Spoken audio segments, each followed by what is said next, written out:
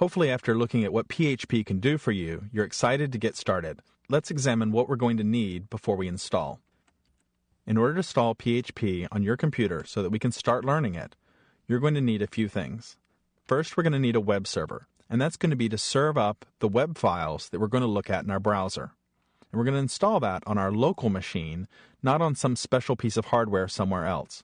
It's no problem to have a web server exist on your computer and also have the browser that's receiving and sending files to that web server also on your computer. And we're going to need PHP so that our web server will understand the PHP files that we create and then serve them to our browser. And we're going to want to have a database so that we can start creating PHP applications that connect to that database, which will give us the ability to create more full-featured applications. And we'll need a text editor to edit our PHP files, that is, to write our code. And we'll need, of course, a web browser. And any web browser is going to work for you: Firefox, Internet Explorer, Safari, or Opera. Remember, PHP just outputs HTML, so anything that understands HTML is going to suit our purposes fine. Now, I'll be using a web server, which will be Apache 1.3, PHP, which is going to be the latest version, 5.2.1, the database I'm going to use is MySQL 5.0, and the text editor will be TextMate. That's going to be a text editor that's specific for Macintosh, and Macintosh will be the platform I'll be using. And the web browser I'll be using is Firefox. Now, your setup may be very different from mine. You may be working on a Windows machine, you may have a Linux machine, you may have a different text editor, different browser. Don't worry about that. Remember, PHP is going to be cross-platform, so the installation will be different for you versus someone else, and I'm going to teach you how to install those on different systems.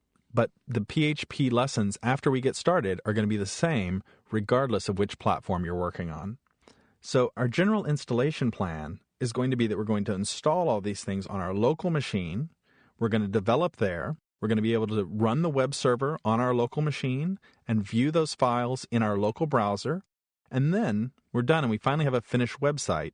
You would be able to push those files up onto a web server somewhere else, like a web host. Maybe you have a shared hosting solution or something like that, and you can FTP to their servers and put those PHP files up there. But we're going to set up for local development on our machine the same way that a PHP developer would do. Now, I said that you could use any combination of platform, web server, database, etc. But I want to go ahead and tell you also that the most common combinations are going to be what's referred to as either LAMP, MAMP, WAMP, or XAMPP. Now, it's LAMP for Linux, Apache, MySQL, and PHP, or WAMP, which is Windows, Apache, MySQL, PHP, or MAMP for Macintosh, Apache, MySQL, PHP, or XAMPP with an X, XAMP, which means any of those. It's really, we're talking about any platform with Apache, MySQL, and PHP. So you can see the trend that's developing there. Most people are going to be using Apache, MySQL, and PHP regardless of their platform. In fact, 75% of the web uses Apache. Incidentally, 20% is Microsoft, and the 5% belongs to other servers besides that. So these are going to be popular choices, and they may make your life easier, and you may find more resources out there to help you if you run into problems if you stick with one of these major packages. Now, if you run into problems or if you have a different configuration, from the start, I want to point you to php.net, the website that we just saw. php.net/manual/en for English /install.php is going to give you everything that you need to know to get installed, regardless of your platform. And that's going to be kept up to date. It's always going to be there as a resource.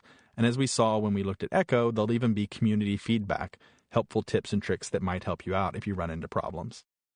And php.net is also going to be a great place to always find out what the latest version of PHP is, if there are any particulars about the installation that you need to know about, in case something changes in the future. And while you certainly could go to that URL and get it installed for yourself, I'm also going to walk you through it on the Macintosh and Windows platforms just to make sure that everyone gets a good start and we're ready to begin learning PHP together. So let's do that in the next movie.